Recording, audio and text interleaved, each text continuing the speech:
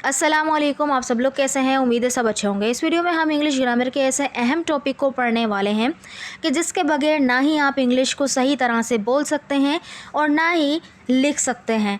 तो ये दोनों ही बेसिकली रिटन इंग्लिश में भी और स्पोकन इंग्लिश दोनों में ही नेसेसरी है इसका जानना, इसके इस्तेमालात को, इसके यूजेस को देखना कि किस तरह से हम प्रीपोजिशन का इस्तेमाल कर सकते हैं, इसकी पोजीशन क्या होती है सेंटेंस में, इसको कहाँ हम प्लेस कर सकते हैं और किस तरह से सेंटेंसेस को हम प्रीपोजिशन के हिसाब से बना सकते हैं। बिल्कुल सिंपल और इजी लैंग्वेज में मैं आपको समझाने वाली हूँ। So let's begin. First of all जान लेते हैं कि प्रीपोजिशन होती क्या है। प्रीपोजिशन ठीक है, लेकिन ये है क्या, what is preposition. So preposition अगर हम बात करें तो ये एक ऐसा लफ्ज़ होता है जो किसी चीज़ का जो ताल्लुक़ है ना वो दूसरी चीज़ से बनाता है। यानी कि ये बताता है कि कोई चीज़ कहाँ है या कब हुई या किसके साथ है। ठीक है, तो वो ये बताता है कि वो जो चीज़ है वो किसके साथ है या वो कहाँ पर है या वो चीज़ कब हुई, कोई काम कब हुआ। ठीक है, तो ये सब चीज़ें हम प्रीपोजिशन में देखते हैं। जैसे यहाँ पे अगर एग्जांपल देखें, he is going to school. अब देखें यहाँ पे जो टू है, हम ये भी तो बोल सकते थे ही इज़ गोइंग स्कूल, तो टू लगाना क्यों ज़रूरी है। प्रीपोजिशन है टू इतनी ज़्यादा ज़रूरी है कि अगर हम ये ना लगाएं तो ये ग्रामेटिकली सेंटेंस इनकरेक्ट कहलाएगा। ठीक है ना, तो यहाँ पे ये टू इसलिए लगा है क्योंकि ये डायरेक्शन को बताता है। टू जब भी किसी जगह को जाते हैं, जब भी किसी जगह पर जाते हैं, जब भी किसी जगह जाते हैं तो वहाँ पे हम टू का यूज़ करते हैं गो के साथ। ठीक है ना, तो यहाँ पे इसने बताया कि किसी जगह जाना है। इसी तरह से I am in the kitchen, तो I am in the kitchen, मैं किचन में हूँ, मैं किस जगह पर हूँ, किचन में हूँ। तो इसने जगह को बताया। ठीक है, किसके, मेरे होने को, यानी कि मैं कहाँ पर हूँ, किचन में हूँ। तो किचन और मेरा रिलेशन इसने बता दिया कि मैं असल में कहाँ हूँ, किचन में हूँ। अगर मैं यहाँ पे बोल देती आई एम द किचन तो बिल्कुल ही इनकरेक्ट सेंटेंस हो जाता है। ये हो जाता है कि मैं किचन हूँ। सिर्फ इन लगाने से ये पता चल गया कि मैं कहाँ हूँ, मैं किचन में हूँ। ठीक है, चले आए देखते हैं कि प्रीपोजिशन का इस्तेमाल और किस तरह से हम इसको कर सकते हैं टाइम, प्लेस और टाइम के हिसाब से, प्लेस के हिसाब से। तो सबसे पहले हम देखते हैं कि प्रीपोजिशन ऑफ प्लेस क्या होती हैं, यानी जगह के लिए इस्तेमाल होने वाले जो अल्फाज हैं, जो प्रीपोजिशंस हैं वो क्या हैं। जैसे हम ऑन का इस्तेमाल करते हैं पर के लिए, एट का इस्तेमाल करते हैं पर के लिए, इन का इस्तेमाल करते हैं मे के लिए, और अंडर का इस्तेमाल करते हैं नीचे के लिए। देखिए ऑन और एट का दोनों का मतलब सेम सेम है, लेकिन इसका यूज़ बिल्कुल डिफरेंट है। वो क्या है, चलें देखते हैं। फर्स्ट ऑन, ऑन का मतलब है पर, लेकिन ये कहाँ पे यूज़ होगा, ये तब इस्तेमाल होता है जब कोई चीज़ किसी सतह के ऊपर हो, यानी उसे छू रही हो। जैसे ये एग्जांपल के तौर पे ये आप पिक्चर देख रहे हैं, तो ये जो कॉपी है, ये रजिस्टर है, वो किसके ऊपर है, टेबल के ऊपर है, और इस टेबल को ये छू रहा है, तो मतलब ये क्या है, ऑन द टेबल है। The register is on the table, क्योंकि ये सतह को छू रहा है। चलें सेंटेंसेस में देखते हैं। जैसे ये एक सेंटेंस है, the book is on the table. So क्या बना कि किताब मेज़ पर रखी है, किताब मेज़ के ऊपर है। तो देखें, जो चीज़ जिस पर रखी होगी, यानी जो चीज़ जिसकी हम बात करें कि ये है, तो पहले वो आएगा, फिर जिस पर रखी हुई है, यानी जिस पर की बात कर रहे हैं हम, वो हम उसके बाद लगाएंगे, प्रीपोजिशन के बाद। जैसे द बुक इज़, किताब है किस पर, इज़ ऑन द टेबल।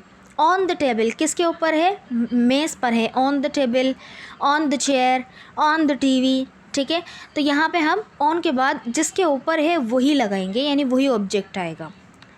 तो उसकी प्लेस क्या है, जिसके ऊपर की आप बता रहे हैं, यानी जिसके बारे में आप बता रहे हैं प्रीपोजिशन, उसी के से पहले वो प्रीपोजिशन आएगी।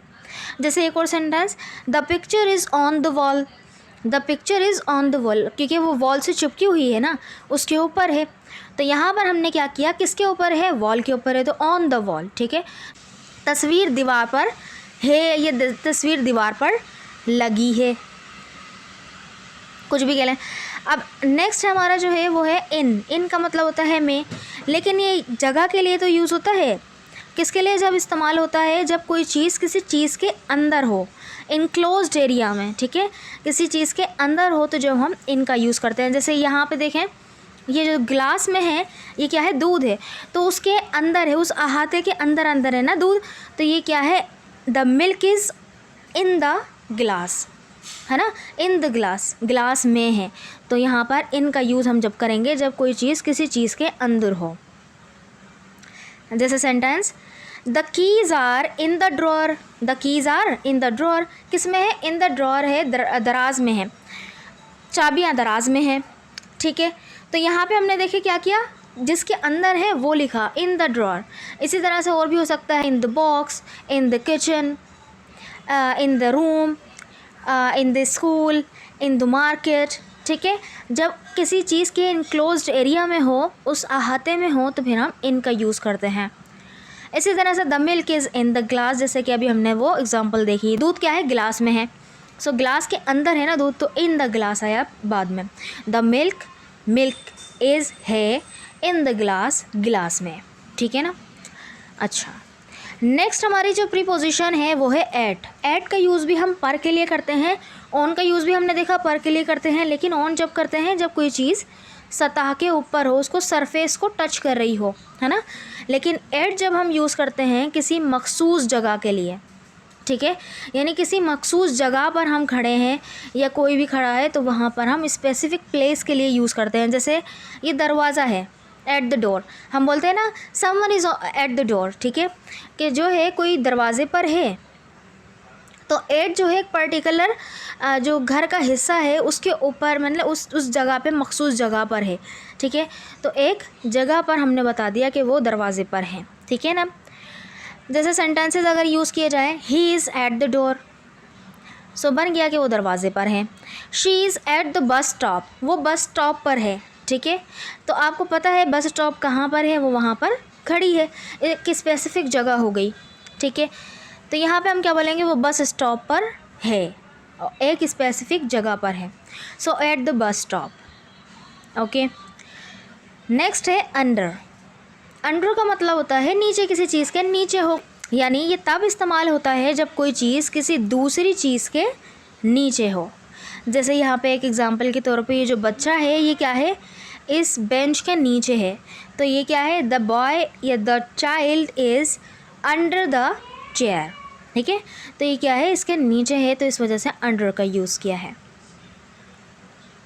अब जैसे और एग्जांपल देखते हैं, the cat is under the table, so बनेगा बिल्ली मेज़ के नीचे है, the cat is under the table. So देखें अंडर द टेबल, सही है ना, under the table, under the bed, under the chair, ठीक है। तो हम यहाँ पे यूज़ कर सकते हैं अंडर का। Shoes are under the bed, bed के नीचे क्या है, जूते पलंग के नीचे हैं, बेड के नीचे हैं, ठीक है ना। बिल्कुल सिंपल था, कोई ज़्यादा मुश्किल नहीं था। सो हमने प्रीपोजिशन का इस्तेमाल कहाँ पे करना है, जिसके नीचे, जिसके ऊपर, उसकी बात करें, उसी से पहले हम जो है प्रीपोजिशन का यूज़ करेंगे। अच्छा, नेक्स्ट हमारी जो प्रीपोजिशंस हैं वो हर टाइम के लिए यूज़ होती हैं। जब हम वक्त का बताते हैं कि कोई इतने बजे आता है या कोई मंडे को आता है या कुछ भी हम टाइम से रिलेटेड जो यूज़ करेंगे। यहाँ पे मैं आपको ये बताती चलूँ, हमारी मिस रिमशा हैं जो कि जिन्होंने BS ऑर्गेनिक केमिस्ट्री किया हुआ है और ये बहुत ही ईजीएस्ट और बहुत ही वंडरफुल तरीके से साइंस के स्टूडेंट्स को डील करती हैं। तो यहाँ पर देखें कि आप सारी चीज़ें लिखी हुई हैं कि यहाँ पर फिज़िक्स, केमिस्ट्री, मैथ, बायोलॉजी, जितने भी हार्ड किस्म के हमारे सब्जेक्ट्स हैं उनको बिल्कुल इजीली ये डील करती हैं और ये आसानी से इसको टीच कर सकती हैं। इनका एक्सपीरियंस बहुत ज़्यादा है टीचिंग में। अगर आप ऑनलाइन क्लासेस इनसे लेना चाहें या कोई आपका दोस्त है या आपके कोई बच्चे हैं या कोई भी अगर लेना चाहे क्लास, इस नंबर पे व्हाट्सएप ज़रूर कीजिएगा 031634891010। वो कितने हैं देखें, ऐट भी यूज़ होता है मखसूस वक्त के लिए, जैसे ऐट अभी जगह के लिए भी यूज़ हुआ, वो मखसूस जगह के लिए यूज़ हुआ था, तो यहाँ पे मखसूस वक्त के लिए ऐट यूज़ होगा। इसी तरह ऑन हमने देखा सरफेस के लिए किसी चीज़ के ऊपर, लेकिन यहाँ पे दिन और तारीख के लिए भी यूज़ होगा टाइम के हिसाब से। और फिर इन जो है महीने, साल या दिन के किसी हिस्से के लिए यूज़ होता है इन, ठीक है। तो हमने इन अभी भी देखा कि वो इनक्लोज्ड एरिया यानी कि किसी जगह के अंदर हैं हम, तो वहाँ भी यूज़ होता है। तो टाइम के हिसाब से ये मखसूस वक्त के लिए ऐट यूज़ होता है, दिन और तारीख के लिए ऑन यूज़ होता है, महीने, साल या दिन के लिए, दिन के किसी हिस्से के लिए इन यूज़ होता है। जैसे ये है ऐट यानी मखसूस वक्त के लिए, तब इस्तेमाल होता है जब हम किसी मखसूस वक्त की बात करें, है ना। यानी कि जैसे कि यहाँ पे कितने हो रहे हैं, 2:30 बज रहे हैं, तो हम क्या बोलेंगे एट 2:30। तो यहाँ पे एट 6:30, एट 12, वहाँ पे हम एट का यूज़ करेंगे जब हम मखसूस वक्त बताएंगे, ठीक है। ये एक मखसूस वक्त है ना, एक पर्टिकुलर एग्जैक्ट टाइम है, तो एट का यूज़ किया। ठीक है, सेंटेंसेस देख, जैसे the class starts at 8 o'clock। The class start, जो क्लास है वो स्टार्ट होती है और शुरू होती है कब होती है? एट 8 o'clock, 8 बजे। देखें यहाँ पर कोई वर्ड नहीं आया पर और वगैरह कोई भी लफ्ज़ नहीं आया, लेकिन जब भी हम टाइम बताएंगे एट हमने लगाना है। इसी तरह से वी स्लीप एट नाइट, हम रात को सोते हैं। तो देखें को का सेंस आया, लेकिन क्या है, एक पर्टिकुलर वक्त पर सो रहे हैं ना, तो नाइट। तो देखें यहाँ पे वक्त के लिए यानी कि दिन का हिस्सा है ना नाइट, तो यहाँ पर जो है नाइट और नून के साथ एट यूज़ होता है, जबकि मॉर्निंग और इवनिंग के साथ इन यूज़ होता है। ठीक है, तो यहाँ पे मैं आपको बता दूँ, तो यहाँ पे अगर हम बोलेंगे कि वो दोपहर में भी सोती है तो बन जाएगा कि she sleeps at noon as well. ठीक है, तो नून के साथ भी एट लगेगा। चलिए नेक्स्ट है ऑन। ये दिन और तारीख के लिए इस्तेमाल होगा। तब इस्तेमाल होगा जब हम दिन या तारीख की बात करेंगे। तो देखें कैलेंडर यूज़ हो गया कि अगर दिन बताएंगे या तारीख बताएंगे तो हम वहाँ पर ये ऑन यूज़ करेंगे। जैसे the meeting is on Friday, तो ये देखें दिन का नाम है ना फ्राइडे, इससे पहले हमने क्या लगाया? On. The meeting is on Friday, meeting जुम्मे को है। तो देखें वहाँ पर हमने क्या बोला था कि रात को है, मीटिंग रात को है, तो वहाँ पे एट लगा रहे थे, क्योंकि रात के लिए यानी कि हम जो है नाइट के लिए और नून के लिए एट लगाते हैं, जबकि दिन के लिए हम जो है ऑन लगा रहे होते हैं, भले से वर्ड कोई भी यूज़ हो। The meeting was on Friday. ठीक है, इसी तरह से we met on 14 August, we met on 14 August. देखें यहाँ पे ये तारीख़ आ गई, तो यहाँ भी हमने क्या किया? ऑन लगाया। हम 14 अगस्त को मिले थे, तो on 14 August, on 17 July, on ETC। ठीक है ना। अच्छा नेक्स्ट है इन। इन का यूज़ होगा जब हम महीने की बात करेंगे, साल की बात करेंगे या दिन के किसी हिस्से की बात करेंगे। यानी ये तब इस्तेमाल होगा जब हम महीने, साल या दिन के किसी हिस्से, जैसे शाम सुबह की बात कर रहे होते हैं, जैसे शाम हो गई, सुबह हो गई, इसकी हम बात कर रहे होंगे, तो हम जो है इन लगाएंगे, जैसे इन द मॉर्निंग और इन द इवनिंग। लेकिन मैंने आपको बता दिया नून के साथ और नाइट के साथ एट लगेगा, तो एट नून एट नाइट। ठीक है, इन दोनों के साथ इन लगेगा। लेकिन महीने जैसे इन जनवरी, साल जैसे कि इन 2023। ठीक है, और दिन के किसी हिस्से, तो वो मॉर्निंग और इवनिंग की ही बात हो रही है। अच्छा सेंटेंस देखते हैं, जैसे ही वॉज बोर्न इन दिसंबर। तो दिसंबर देखें महीने का नाम है ना दिसंबर, सो ही वॉज इन दिसंबर। तो हम यहाँ पे ऑन दिसंबर नहीं बोलेंगे, बट दिन के साथ हम ऑन लगाएंगे, यानी Friday, Monday, Tuesday, Wednesday, Thursday, जो भी वो आएंगे हम वहाँ पे ऑन लगाएंगे। जबकि हम महीने का नाम लेंगे तो वहाँ पे इन लगाएंगे। ठीक है, वो दिसंबर में पैदा हो गया, क्योंकि लॉन्ग ड्यूरेशन है ना, लॉन्ग टाइम ड्यूरेशन होती है, तो इन का यूज़ करते हैं। वो दिसंबर में पैदा हुआ। ठीक है, वी मेट इन 2020। तो यहाँ पे देखें 2020 के साथ हमने जो है इन लगाया, यानी साल का जो हमने वो यूज़ किया है, उसके साथ हमने इन लगाया है, क्योंकि ये भी एक लंबा टाइम पीरियड है ना, इस वजह से इन। तो हम 2020 में मिले। ठीक है, चलें। अच्छा नेक्स्ट टू मतलब होता है की तरफ जाना। बेसिकली टू ज़्यादातर जो है प्रीपोजिशन के लिए, हम की तरफ के लिए, यानी किसी की तरफ हम डायरेक्शन दिखा रहे होते हैं जब यूज़ कर रहे होते हैं। ठीक है, जैसे ये तब इस्तेमाल होता है जब कोई शख्स या चीज़ एक जगह से दूसरी जगह जा रहा हो। ठीक है, या तो किसी की तरफ हम जब इशारा करते हैं, जैसे हम अक्सर टॉक के साथ भी टू लगाते हैं, लिसन के साथ भी टू लगाते हैं। ठीक है, जैसे लिसन टू मी, तुम मुझे सुनो, तो मैं अपनी तरफ जो है उसको मुतवज्जा करना चाहती हूँ, तो की तरफ का सेंस होता है। इस तरह से टॉक टू मी, मुझसे बात करो, तो मेरी तरफ उसका यानी कि तवज्जो आ जाए, तो हम जो है तवज्जो लाने के लिए ये की तरफ यानी डायरेक्शन को दिखाने के लिए हम यूज़ करते हैं। इसीलिए हम हमेशा गो के साथ टू लगा रहे होते हैं, एक्सेप्ट होम के साथ बस नहीं लगाते हैं, हम गो होम बोलते हैं। अच्छा, we are going to the market. तो टू द मार्केट, जहाँ जा रहे हैं उससे पहले ही हमने टू द मार्केट, तो हम मार्केट जा रहे हैं। ठीक है, इसी तरह से और सेंटेंसेस देखें, he is going to school, वो स्कूल जा रहा है। She went to the doctor, वो डॉक्टर के पास गई। अच्छा, किसी के पास जाना, यही बात हुई ना, यानी उसकी तरफ जाना, तो के पास हो, की तरफ हो, जब भी हम टू लगा सकते हैं। तो she went to the doctor. इसी तरह से बोलते हैं ना, अच्छा मेरे पास आओ, सो कम टू मी, तो वहाँ पे भी टू लगाते हैं। तो यानी कि आप अपनी डायरेक्शन, यानी डायरेक्शन आपकी तरफ है ना, तो आप अपनी तरफ बुला रहे हैं। नेक्स्ट है इनटू। इनटू का मतलब होता है किसी चीज़ के अंदर। ठीक है, यानी ये तब इस्तेमाल होता है जब कोई चीज़ हरकत करते हुए किसी चीज़ के अंदर आ जाए। जैसे ये सेंटेंस है, the ball fail, the ball fail, गेंद गिरी किस में, इनटू द वाटर। तो देखें आपके हाथ में होगी बॉल, है ना, और गिर गई कहाँ पे, वाटर में। तो उसने एक चीज़ से दूसरी चीज़ में हरकत करते हुए चली गई, तो इनटू द वाटर, तो यहाँ पे हमने इसलिए इनटू लगाया। तो गेंद पानी में गिरी, the ball fell into the water. तो इनटू बस कोई चीज़ मूव करते हुए किसी चीज़ के अंदर गिर जाए, सही है। अच्छा, एक और सेंटेंस देखते हैं, the cat jumped into the box. तो उसने क्या किया, एक सरफेस से दूसरे सरफेस में, यानी कि एक जगह से दूसरी जगह में उसने छलांग लगाई है। तो बॉक्स के अंदर छलांग लगाई है ना, the cat jumped into the box, तो वो बॉक्स के अंदर उसने छलांग लगाई, ठीक है, बिल्ली ने डब्बे में छलांग लगाई। इसी तरह से he went into the room, तो वो एक जगह से दूसरे रूम में दाखिल हुआ है, तो उसके अंदर की तरफ गया है ना, तो he went into the room, वो कमरे में गया, ठीक। नेक्स्ट है बिकॉज ऑफ। बिकॉज ऑफ का मतलब होता है की वजह से, यानी किसी की वजह से, ये रीज़न को दिखाता है। जैसे the school is closed, school बंद है, किसकी वजह से, बिकॉज ऑफ रैन, बारिश की वजह से, ठीक है। तो बारिश की वजह से ही हमने इसी के साथ बिकॉज ऑफ के बाद वो लगाया है रेन, क्योंकि यहाँ पे नाउन है तो नाउन के तौर पे लगाया। अगर कोई वर्ब होता तो आईएनजी फॉर्म आ जाती, ठीक है। The school is closed, school बंद है, बिकॉज ऑफ रेन, बारिश की वजह से। तो जिसकी वजह से है उससे पहले ही बिकॉज ऑफ आएगा। जैसे he was late because of traffic, तो ट्रैफिक की वजह से वो लेट था ना, वो देर से आया, तो वो ट्रैफिक की वजह से। नेक्स्ट और सेंटेंस देखें, I missed the bus because of waking up late, यानी कि किसकी वजह से बस छूटी है, देर से जागने की वजह से।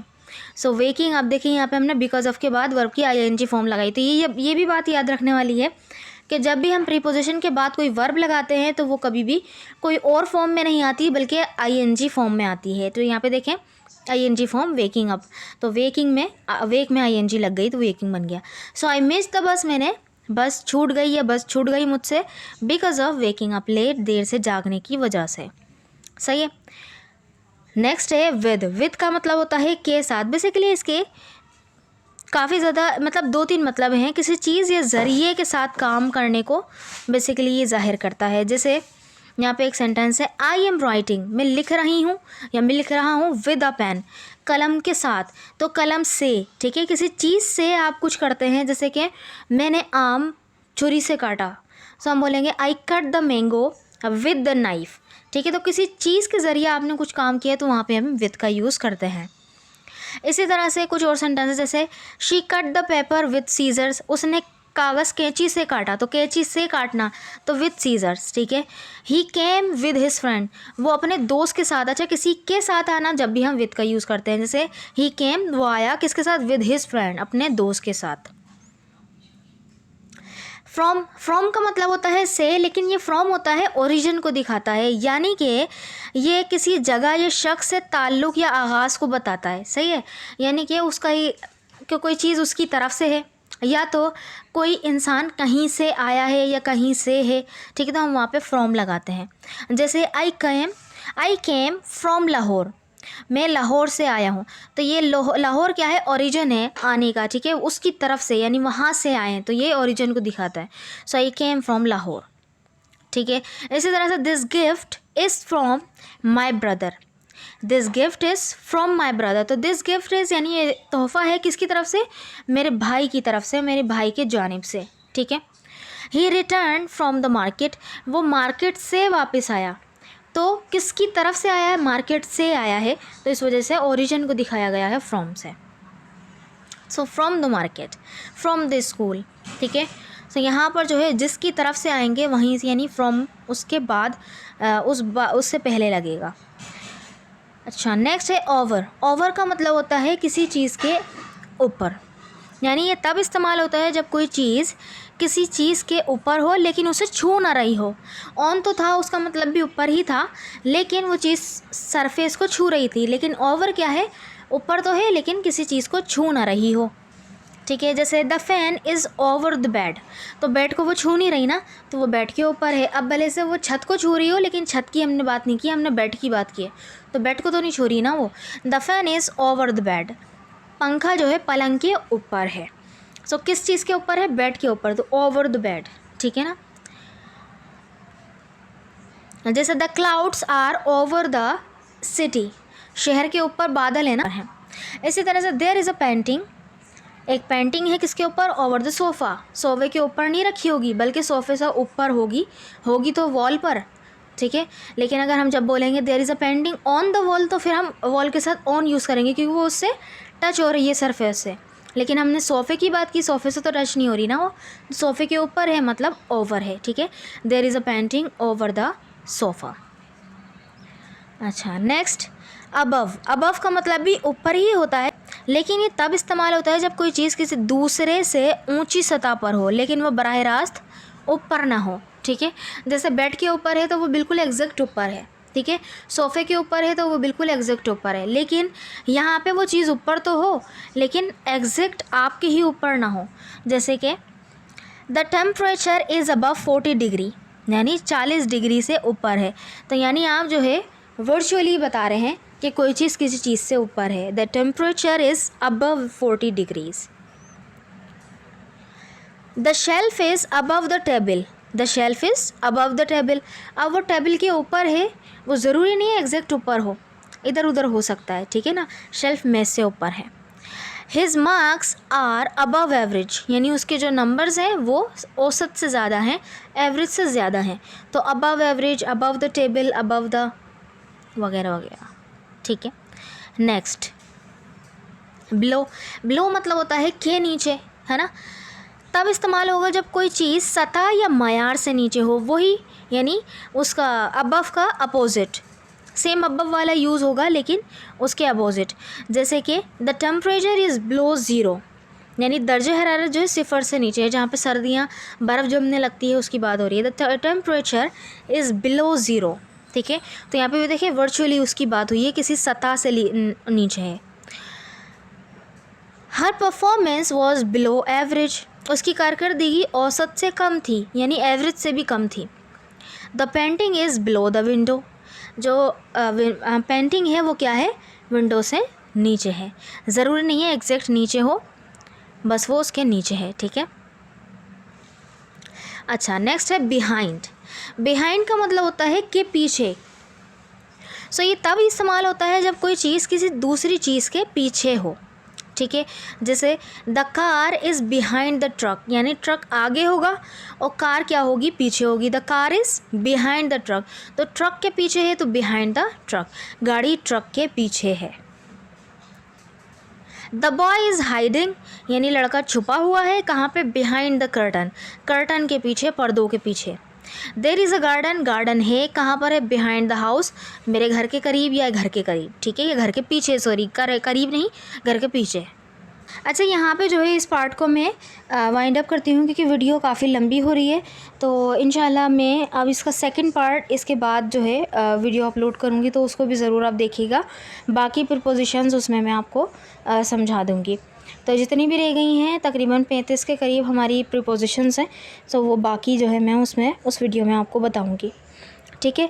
अच्छा, इस वीडियो को लाइक ज़रूर कर दीजिएगा और चैनल को सब्सक्राइब करके बेल आइकन पर ज़रूर क्लिक कीजिएगा अगर आपने नहीं किया है। अगर आप हमारे पहले के सब्सक्राइबर्स हैं so thank you so much. बस हमारी वीडियोस को रेगुलर आके वॉच कर कीजिए, बहुत अच्छी और यूज़फुल वीडियोस मैं आजकल बना रही हूँ। सो आई होप कि आपको ये वीडियोस पसंद आ रही होंगी। Thank you so much.